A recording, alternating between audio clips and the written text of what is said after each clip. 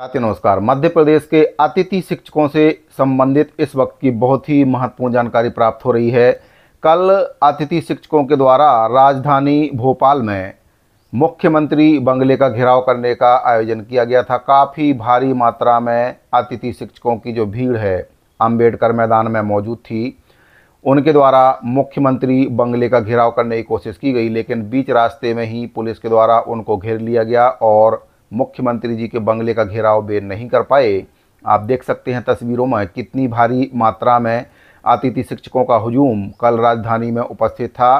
5 सूत्रीय मांगों को लेकर अतिथि शिक्षकों के द्वारा कल धरना प्रदर्शन दिया गया। उनका आरोप है सरकार के ऊपर कि सरकार के द्वारा उनके साथ अन्याय किया जा रहा है और 4 बड़े आरोप उनके द्वारा सरकार पर लगाए गए हैं। तो सबसे पहले आपको मैं बताना चाहूँगा कि 5 सूत्रीय मांगों को लेकर, जिसको लेकर अतिथि शिक्षकों के द्वारा कल भारी विशाल प्रदर्शन किया गया, वे 5 सूत्रीय मांगें क्या हैं और जो 4 बड़े आरोप सरकार के ऊपर अतिथि शिक्षकों के द्वारा लगाए गए हैं उनके बारे में भी आपको मैं बताऊंगा। साथ ही जानकारी प्राप्त हो रही है कि अतिथि शिक्षकों के प्रतिनिधिमंडल को विभागीय मंत्री जी के द्वारा मंत्रालय का बुलावा भेजा है और हो सकता है कि चर्चा में बात बन जाए और अतिथि शिक्षकों की जो मांग है उस पर मुहर लग जाए। तो सबसे पहले बात करते हैं कि 5 सूत्रीय मांगें वे कौन सी मांगें हैं जिनको लेकर अतिथि शिक्षकों के द्वारा कल राजधानी भोपाल में हल्ला बोला गया है। इसमें पहली जो मांग है, अतिथि शिक्षक स्कोर कार्ड में प्रत्येक सत्र के अनुभव के 10 अंक और अधिकतम 100 अंक सभी वर्गों में शामिल करें।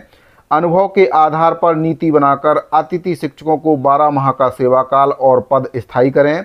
30% से कम परीक्षा परिणाम वाले अतिथि शिक्षकों को एक और मौका दिया जाए।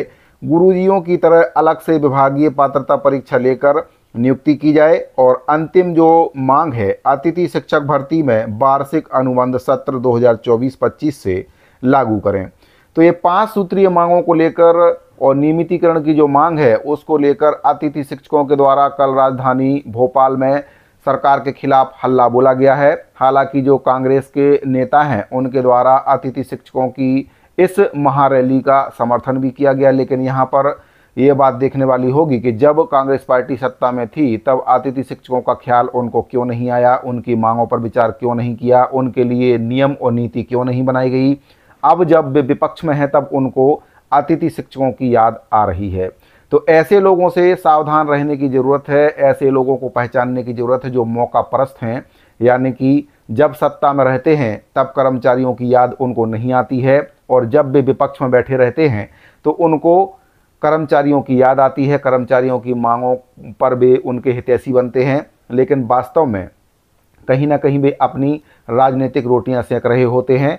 अब बात कर लेते हैं कि जो विरोधाभास है वह क्या है, यानी कि किन मुद्दों पर अतिथि शिक्षकों के द्वारा सरकार पर गंभीर आरोप लगाए गए हैं। तो 4 बड़े आरोप अतिथि शिक्षकों के द्वारा सरकार पर लगाए गए हैं। इसमें पहला जो आरोप है, पूर्व सीएम शिवराज सिंह चौहान ने घोषणा की थी कि अतिथि शिक्षक को बेरोजगार नहीं किया जाएगा।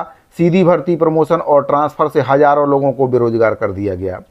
केंद्रीय मंत्री ज्योतिरादित्य सिंधिया अतिथि शिक्षकों को न्याय दिलाने के लिए बीजेपी में गए थे और आज इस समय बीजेपी की सरकार है, लेकिन सत्ता परिवर्तन के बाद भी जो अतिथि शिक्षक हैं उनकी हालात नहीं बदली है, वे वैसे के वैसे ही हैं।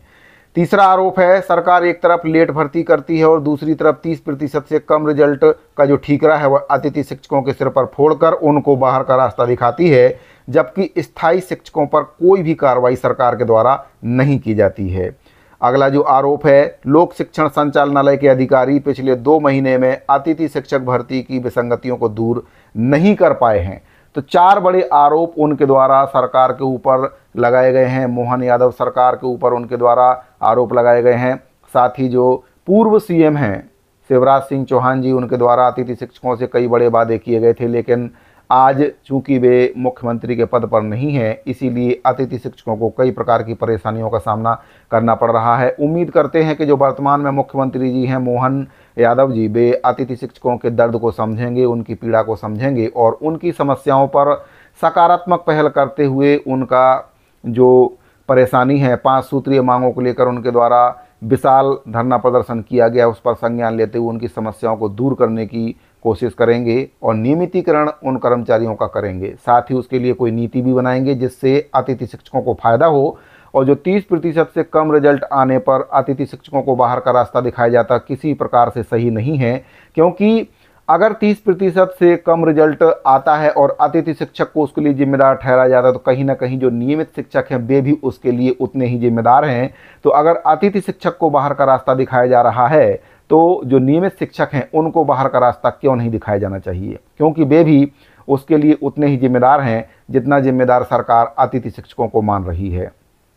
तो साथियों, अतिथि शिक्षकों से संबंधित मध्य प्रदेश के जो अतिथि शिक्षक हैं उनसे संबंधित ये बहुत ही महत्वपूर्ण जानकारी प्राप्त हो रही थी। आप अपनी राय कमेंट बॉक्स में जरूर दीजिए, क्या सरकार अतिथि शिक्षकों के साथ गलत कर रही है या जो अतिथि शिक्षक हैं उनकी मांग है, जो मांग 5 सूत्री वे कर रहे हैं, क्या वह जायज़ मांग है? अपनी राय कमेंट बॉक्स में जरूर दीजिए। अगर आपको जानकारी अच्छी लगी हो तो वीडियो को लाइक और अपने साथियों को ज़्यादा से ज़्यादा शेयर करें। मिलते हैं अगले वीडियो में। धन्यवाद।